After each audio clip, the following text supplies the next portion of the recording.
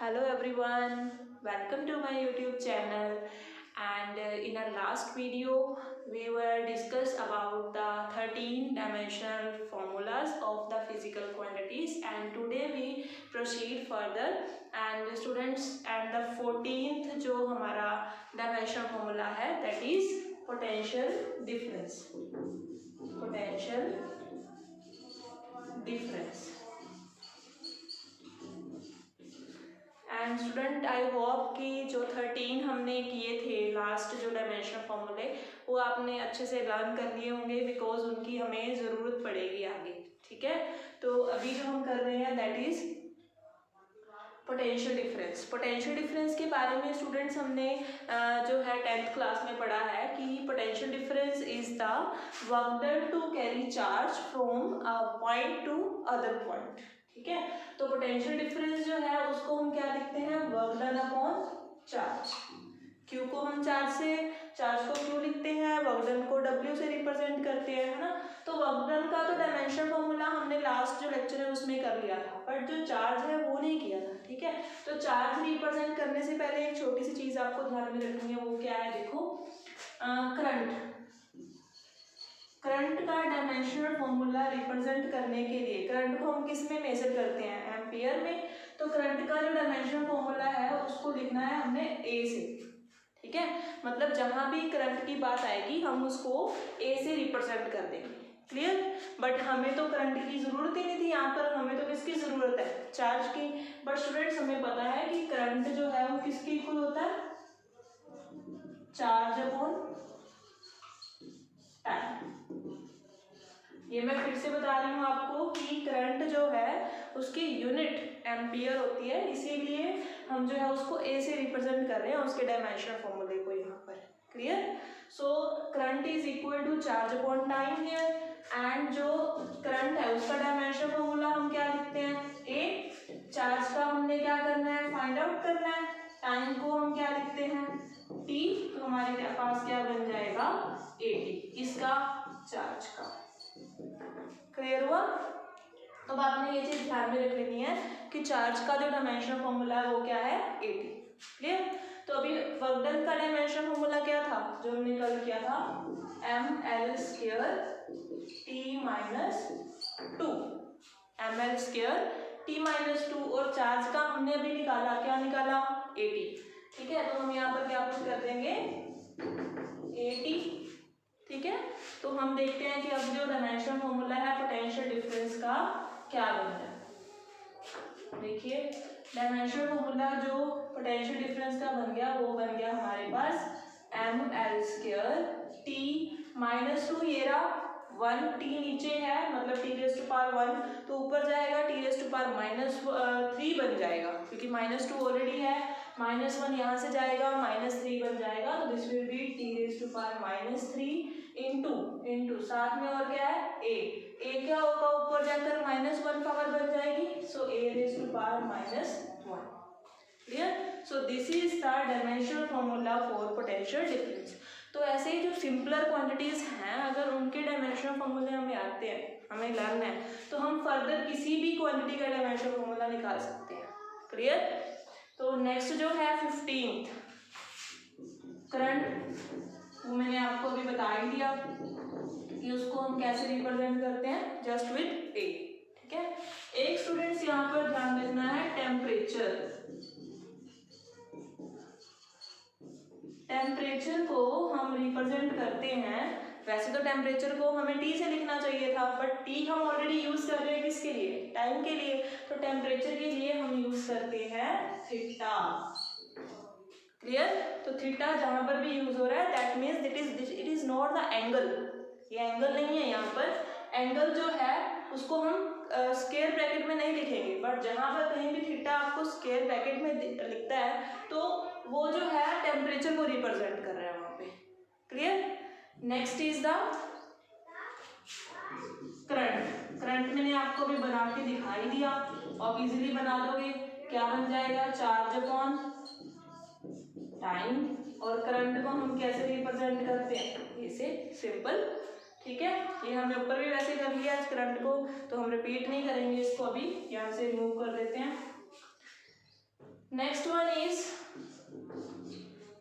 Some constant हैं जो अभी आपको मतलब सिलेबस में नहीं है, या कहेंगे कि इस चैप्टर में तो नहीं है, बट आने वाले फर्दर चैप्टर्स में वो कांस्टेंट आपके सिलेबस में ऐड होते रहेंगे, मतलब कि आप आगे पढ़ोगे उनको।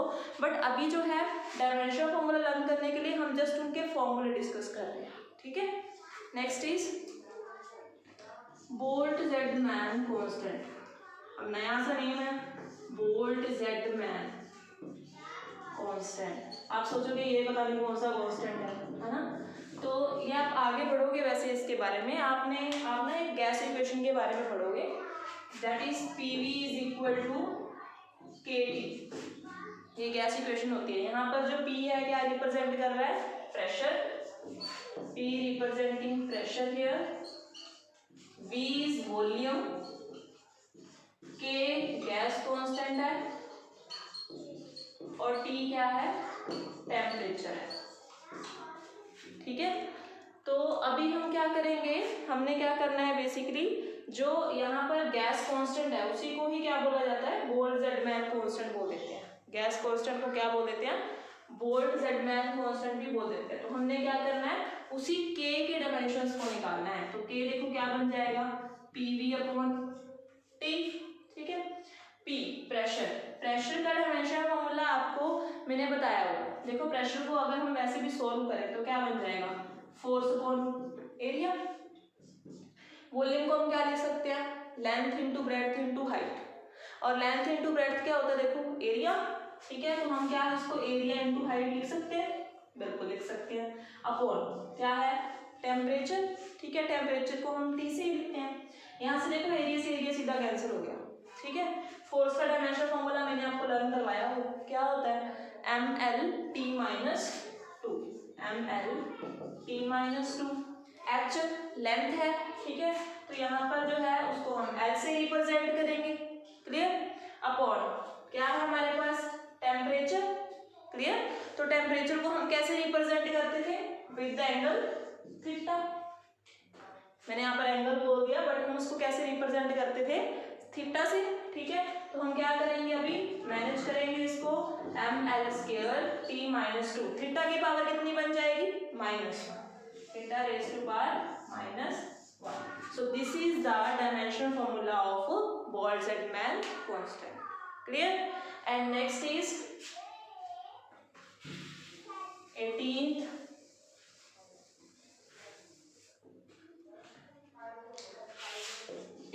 is Planck's constant।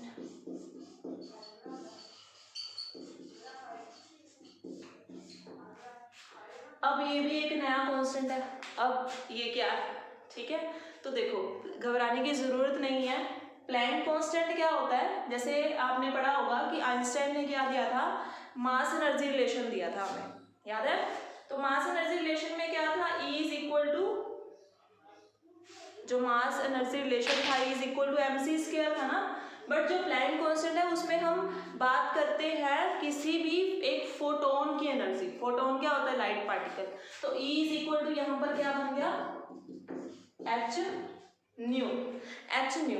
यहाँ पर h क्या है, E इज एनर्जी, देखो ध्यान से, E क्या है, एनर्जी ऑफ फोटोन। फोटोन क्या रिप्रेजेंट कर रहा है, लाइट पार्टिकल, कि लाइट पार्टिकल की एनर्जी, ठीक है।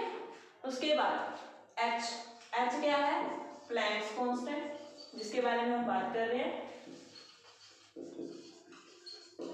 न्यू क्या है यहाँ पर, frequency of photon, clear. Frequency of photon, frequency किसकी इक्वल होती है, 1 टाइम पीरियड। फ्रीक्वेंसी किसके इक्वल है, 1 टाइम पीरियड, क्लियर स्टूडेंट्स। तो यहाँ से हमने किसकी वैल्यू निकालनी है, अभी प्लैंक्स कांस्टेंट की।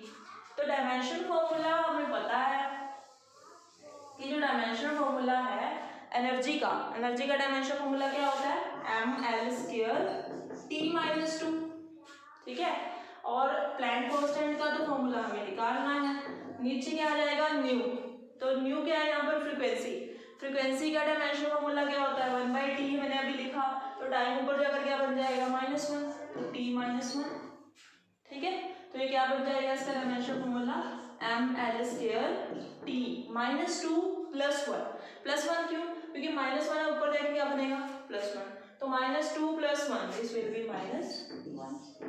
So this is the dimensional formula of Planck constant that is represented by h. Clear students? Next जो हमारा 19th डायमेंशनल फॉर्मूला है, this will B 1 second gravitational constant.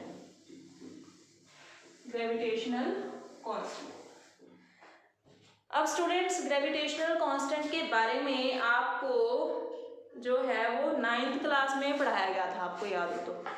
Gravitational constant जो था हम उसको g से represent करते थे, याद है. हमारा है 19th आ गया था ना gravitational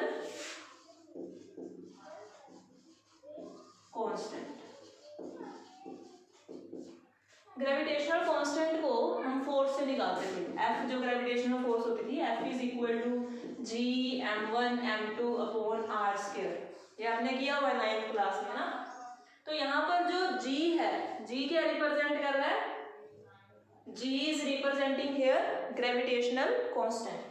m1 m2 are the masses of the two objects, r is the distance between these two objects. Clear? हमने वो किया था, यहाँ पर मास m1 है फिर m2 है, दोनों के बीच में डिस्टेंस r है, तो दोनों में ग्रेविटेशनल फोर्स कितनी लग रही है. तो अब हम क्या करना है, उस ग्रेविटेशनल कांस्टेंट का फॉर्मूला निकालना है, डायमेंशन फॉर्मूला. देखो फोर्स का डायमेंशन फॉर्मूला क्या होता है, ml t - 2. क्लियर. r² है, ऊपर चला जाएगा मल्टीप्लाई में, क्या बन जाएगा l². ठीक है, डायमेंशन फॉर्मूला इसका. मास m1 मास m2, मास का क्या होता है m, अगेन m, इधर ओनली क्या बच गया g. ठीक है, तो अभी हम क्या करेंगे, ये बन जाएगा 1m से तो 1m कैंसिल हो गया, बट 1m जो ऊपर जाएगा -1, m - 1 l³ t - 2. This is the dimension formula of gravitational constant. Easy? ठीक है, तो हम जो है अगर हमें सिंपल क्वांटिटीज के डायमेंशन फॉर्मूला लर्न हो गए हैं तो हम किसी भी क्वांटिटी का डायमेंशन फॉर्मूला इजीली निकाल सकते हैं. ठीक है जी. अच्छा, अभी लास्ट जो है मेरे पास एक क्वेश्चन आया था कि मैम ये डायमेंशन फॉर्मूला को हम यूज कहाँ करेंगे, वो हम आज ही यूज करेंगे. इसका आगे बहुत से हमने क्या करने हैं, न्यूमेरिकल्स करने हैं जिसमें डायरेक्टली हम जो है ग्रेविटेशन बोल रही हूँ सॉरी, डायमेंशनल फॉर्मूला को यूज करते हैं. ठीक है, तो उससे पहले जो 2 डायमेंशनल फॉर्मूले और हैं जो आपको जरूरत पड़ेगी आगे, वो हम इजीली कर लेते हैं. इसमें से 2 आपको करके रखने हैं. फर्स्ट जो आपको करना है, ये 19 था हमारा, 20th डायमेंशनल फॉर्मूला आपको रेजिस्टेंस का निकालना है. ये आप खुद से निकालोगे, चाहे आप वीडियो को पॉज करके निकाल दो. ठीक है, तो खुद से निकालना है रेजिस्टेंस इज इक्वल टू क्या होता है V/I. मैंने आपको बता दिया पोटेंशियल करंट. ठीक है, पोटेंशियल का भी आपके पास डायमेंशन फॉर्मूला है, करंट का भी है, दोनों के पुट करो डिवाइड करो, that is the answer. Clear. Next is 21th जो है आपने सॉल्व करना है डेंसिटी. डेंसिटी भी हमें पता है क्या होती है, मास अपॉन वॉल्यूम. देखो मास का डायमेंशन फॉर्मूला m ही होता है, आपको पता है. वॉल्यूम को length into breadth into height. ठीक है, तीनों लेंथ आ जाएंगी, मतलब l³ बन जाएगा. डायमेंशन फॉर्मूला आप निकाल सकते हो, वैसे मैंने निकाल ही दिया. ठीक है ना. Next is 22th is angular momentum. मैं आपको समझा देती हूँ एंगुलर मोमेंटम क्या है, बट डायमेंशन फॉर्मूला जो है वो आपने निकालना है. एंगुलर मोमेंटम का मीनिंग होता है, देखो जब कोई बॉडी, मोमेंटम का मीनिंग क्या है, मूव करना. ठीक है, एंगुलर मोमेंटम क्या होता है, जब कोई भी बॉडी किसी एंगल पर मूव करती है, रोटेट करती है. जैसे हम कहेंगे एक सर्कुलर मोशन है ना, तो बॉडी जो है वो किसी ना किसी एंगल पर रोटेट कर रही है ना, किसी ना किसी एंगल पर वो बॉडी क्या कर रही है, रोटेट कर रही है. ठीक है, तो उस मोशन में या उस टाइप ऑफ मोमेंटम को हम क्या बोलेंगे, एंगुलर मोमेंटम. तो ये किसके इक्वल होगा, देखो जो भी ऑब्जेक्ट होगा उसका कोई ना कोई मास होगा. ठीक है, जो ऑब्जेक्ट मूव कर रहा है वो किसी ना किसी वेलोसिटी से मूव कर रहा है, बिल्कुल कर रहा है. जो ऑब्जेक्ट मूव कर रहा है वो किसी रेडियस के मूव कर रहा है, बिल्कुल. तो हम तीनों को क्या कर देंगे, मल्टीप्लाई कर देंगे. तो एंगुलर मोमेंटम का हमारे पास फॉर्मूला क्या बन जाता है, mvr, जहां पर m क्या है मास, v क्या है वेलोसिटी, r क्या है रेडियस। तो अभी क्या है यहाँ पर आपको मास का डायमेंशन फॉर्मूला भी पता है, वेलोसिटी का भी पता है, रेडियस का भी पता है, तो आप इजीली क्या कर सकते हो डायमेंशन फॉर्मूला एंगुलर मोमेंटम का निकाल सकते हो। Clear students. नेक्स्ट इज जो इम्पोर्टेंट पॉइंट, डायमेंशन फॉर्मूले आपको यही याद करने हैं अभी फिलहाल के लिए। तो जैसे जैसे आप चैप्टर्स को आगे प्रोसीड करोगे, ठीक है, तो वन बाय वन जितने भी आपको डायमेंशन फॉर्मूले जरूरी हैं वो वन बाय वन चैप्टर्स में आते जाएंगे, तो हम वहां से करेंगे अभी, ठीक है। नेक्स्ट इज आपको एक पॉइंट ध्यान में रखना है, that angle has no dimensions. मैं इसको डार्क कर देती हूँ, रुको। यस, एंगल हैज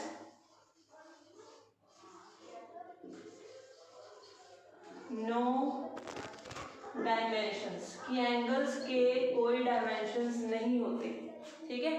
देखो ध्यान से, एंगल की यूनिट होती है, बट एंगल की यूनिट क्या है रेडियन, एंगल की यूनिट क्या है रेडियन, एंगल को हम रेडियन में मेजर करते हैं, ठीक है। बट एंगल का कोई डायमेंशन फॉर्मूला नहीं होता, तो आपको ये चीज ध्यान में रखनी है, माइंड में कैप्चर करके रखनी है ये चीज कि एंगल का कोई भी डायमेंशन फॉर्मूला नहीं होता। मतलब कि आपको क्वेश्चन आ जाता है कि name the quantity which has units but not any dimensional formula, तो that quantity is the angle. Clear. And next अगर आपको पूछ लेता है कि is there any quantity which has dimensional formula but no units, then there is nothing any quantity which has dimensional formula, जिसका dimensional formula तो हो but units ना हो, ऐसी कोई भी क्वांटिटी नहीं है। तो मतलब ये चीज जो है रिवर्स में फॉलो नहीं होती। क्लियर, बात समझ आ गई। नेक्स्ट इज स्टूडेंट्स जो अब आपको समझना है, that is principal of homogeneity. फिर हम करेंगे न्यूमेरिकल, जिसमें ये सारे जो डायमेंशनल फॉर्मूले हैं यूज होंगे, ठीक है। Next is principal of homogeneity.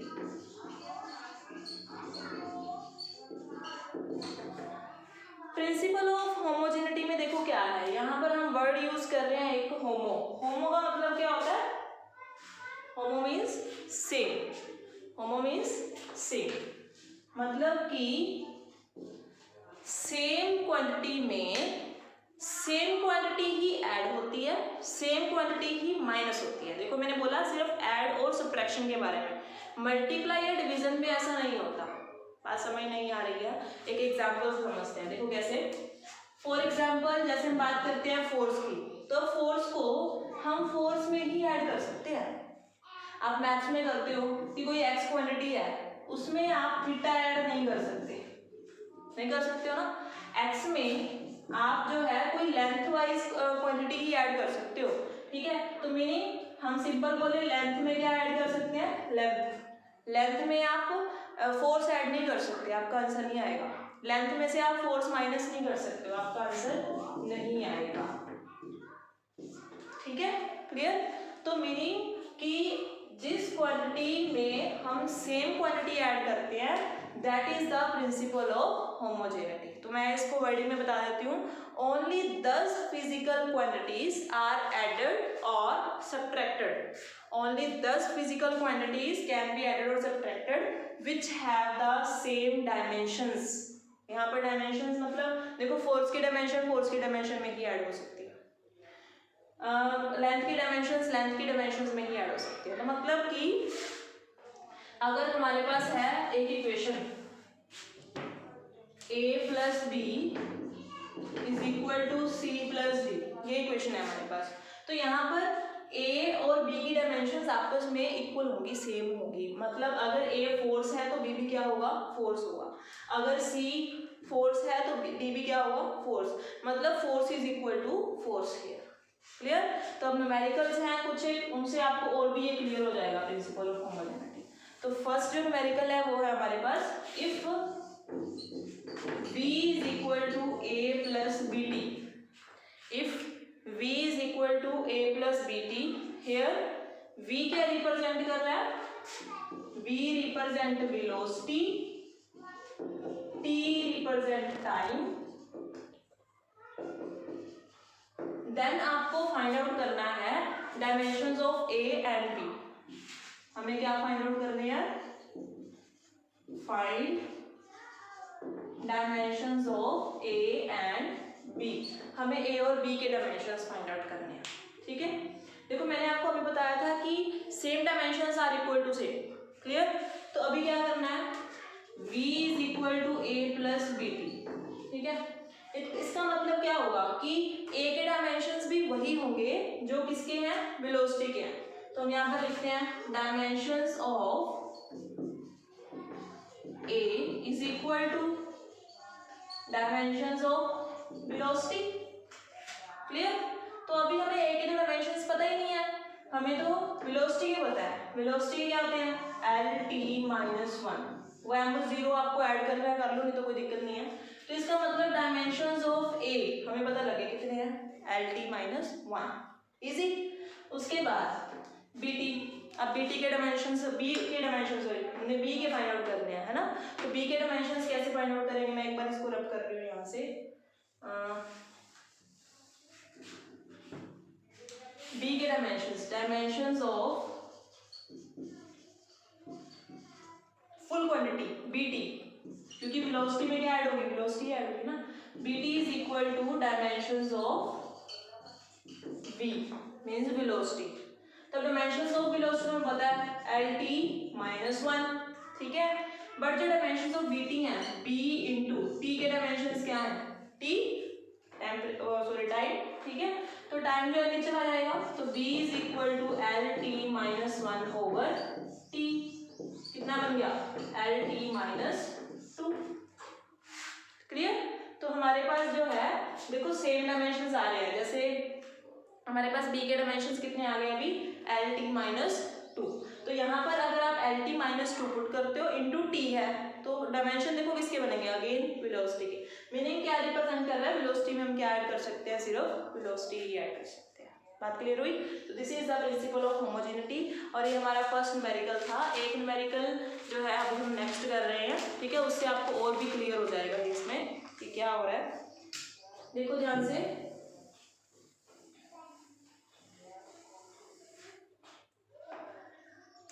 One second.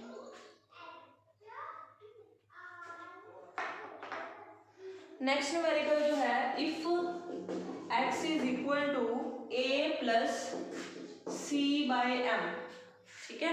If x is equal to a plus c by m, where x क्या रिप्रेजेंट कर रहा है? डिस्प्लेसमेंट, m क्या है? मास। हमें जो है डायमेंशंस निकालनी है a एंड c। A और C की आपको डायमेंशंस जो है वो कैलकुलेट करनी है। देखो यहाँ पर A की डायमेंशंस किसके इक्वल होंगी? जो X की है, ठीक है। तो dimensions of A is equal to dimensions of X, clear. Second thing, जो डायमेंशंस होंगी C बाई M की, वो भी किसकी इक्वल होंगी? X की इक्वल होंगी। Dimensions of C by M is equal to dimensions of X, clear. देखो अब डायमेंशंस ऑफ A निकालनी है। X क्या है? डिस्प्लेसमेंट। डिस्प्लेसमेंट की डायमेंशंस क्या होती हैं? L। तो मीनिंग A की डायमेंशन डायरेक्ट पता लगी कि डायमेंशंस ऑफ A कितना आ गया? L आ गया। रही बात C by M की, तो हमने तो C की निकालनी है, ठीक है। तो C की डायमेंशंस फाइंड आउट करने के लिए देखो C by M का कितना हो गया? M is equal to dimensions of X क्या है? L। तो M ऊपर चला जाएगा, तो C की डायमेंशंस ऑफ C हमारे पास कितना आ जाएगा? L M L T0। M भी 1 है, देखो L भी 1 है, T0, क्योंकि M ऊपर जाएगा मल्टीप्लाई में हो जाएगा। T की वैल्यू यहाँ पर क्या है? 0, ठीक है। तो ये बन गए हमारे पास डायमेंशन A एंड C के। तो इस तरह से हम किसी भी क्वांटिटी के डायमेंशन जो है वो निकाल सकते हैं। दो न्यूमेरिकल मैं आपको दे रही हूँ, वो आप सॉल्व करोगे, चाहे आप वीडियो को पॉज करके सॉल्व करना। If mu is equal to a plus b by lambda square, if mu is equal to a plus b by lambda square, that where mu क्या रिप्रेजेंट कर रहा है, mu is the refractive index as we know, lambda is the wavelength. Mu क्या है, refractive index, lambda क्या है, wavelength. तो हमने जो है डायमेंशन फॉर्मूला कैलकुलेट करना है A and B, A and B के डायमेंशन जो है वो हमने कैलकुलेट करना है, ठीक है। तो देखो ध्यान से, अभी म्यू क्या था, refractive index, mu is the dimensionless quantity, हमने लास्ट लेक्चर में किया था, ठीक है।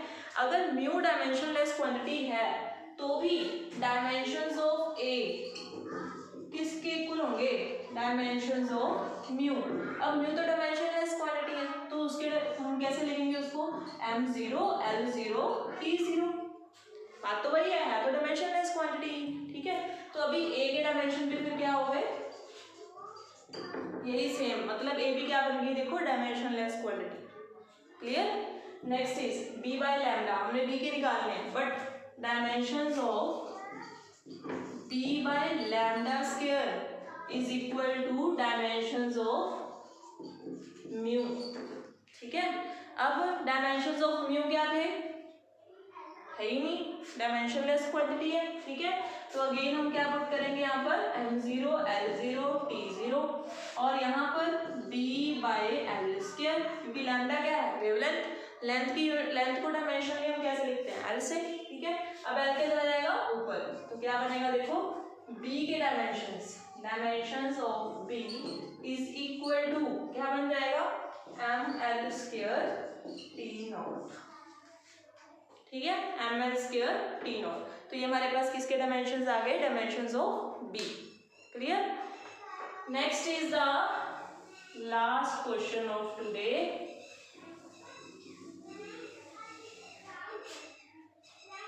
If y is equal to tan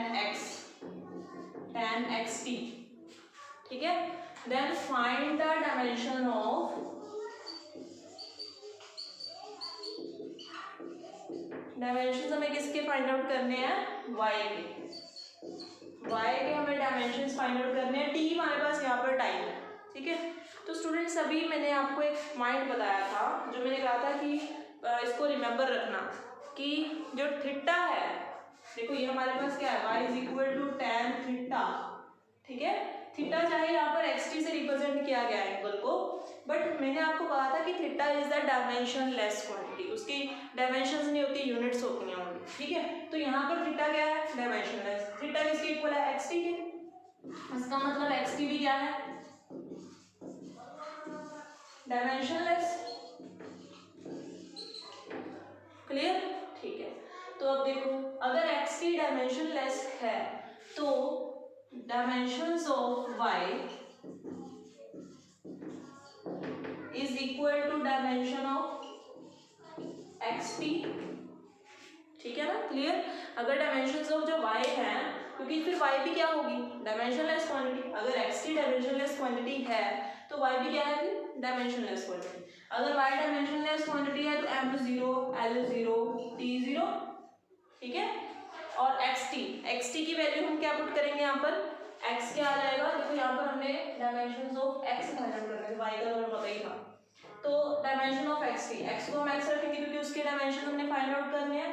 time क्या हो जाएगा, t जो है वो किसमें आ जाएगा, डिवाइड में, तो हमारे पास क्या बनेगा, m0 l0 t -1, इसके डायमेंशन आ जाते हैं x के। तो इस तरह से हम किसी भी क्वांटिटी का डायमेंशन फॉर्मूला जो है वो कैलकुलेट कर सकते हैं, ठीक है, वेरी इजीली। बट कैसे, अगर हमें वो डायमेंशंस जो है वो क्वांटिटीज के याद होंगे जो इसमें यूज हो रहे हैं, ठीक है। तो इसीलिए आपको कहा था कि डायमेंशंस फॉर्मूले जो है वो आप जितने भी आपको करवाए गए हैं उतने आपको लर्न होने चाहिए, okay students. So this is our dimension analysis part 2 and further जो है वो हम नेक्स्ट लेक्चर में करते हैं, ओके। Thank you students.